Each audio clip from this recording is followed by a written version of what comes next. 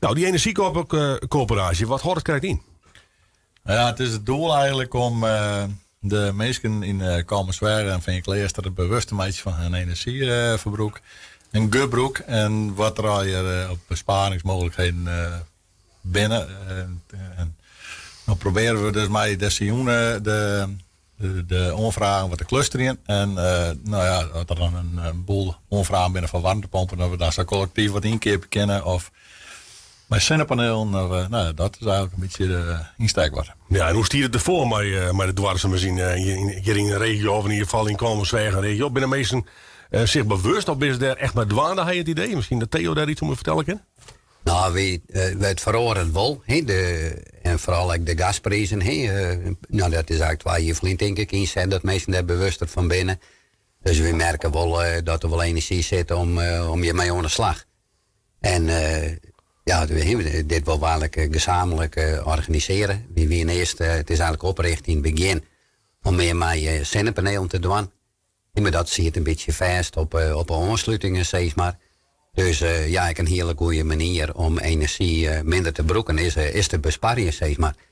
En we willen dus echt actief aan de gang met isoleren.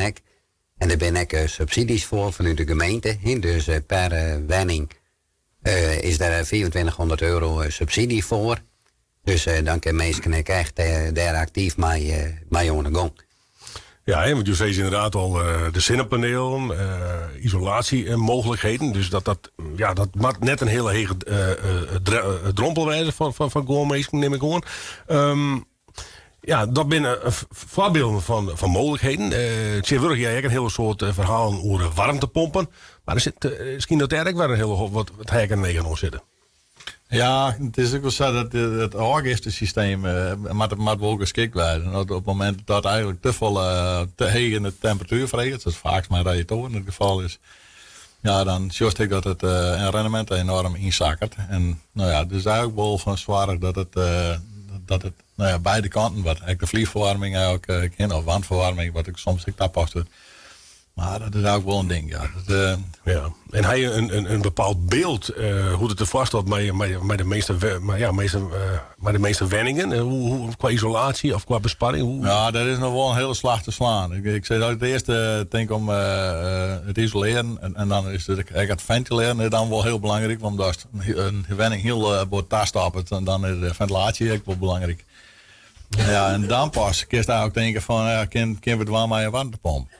Ja. En dus, als dan bijvoorbeeld een 3000 kub had, dan werd het wel heel volle om dat met een warmtepomp te compenseren. Zeg maar. Nou, je neemt krijgt even de naam van de gemeente. Wat voor rol kan de gemeente hier krijgt in spelen? Ja, we zeggen, de gemeente had het heel meest vrijmaken. En vanuit de gemeente wordt er echt actief op inzet. Dus er ben ik een paar mensen in Kalmerswaard die een cursus dienen voor energiecoach. En die gaan dan de mensen echt daadwerkelijk opzoeken. En dan krijgen ze een advies. En we gaan investeren in warmtebeeldcamera. Dus dan kunnen we de mensen echt zien laten waar zitten de lekken dan. En dan wil je er echt attent op maken van bijvoorbeeld een brievenbus die het bot ziet of wat lekker zitten. En dus dan wist ik waar er wat aan de wang kisten. Dus vanuit de gemeente zullen ik meest wijzen van de gemeente op die jongen om dat uit te lezen. En dus u wil echt het brechtje een beetje slaan richting de burger, zeg maar. Ja. Dus dat is al heel belangrijk. Die infojoenen, die komt er haast om. Dat is komende woensdag. Geldt het alleen nog voor de mensen die het inkomensver van je, of eigenlijk nog een groter gebied? Ja, het dorp had zo staan wel een initiatief. En het is het mooiste natuurlijk dat we het dicht bij huis horen. Het is voorkomen zwaar geen van Kleester. In dit moet net red worden kan bespreken bij de Westerheen of maar dat die soort gebeurt ook wel ontsluiten kennen. Ja, okay. Maar voor de rest de echte focus lijkt wel op het dorp, op deze bij het dorp. Ja.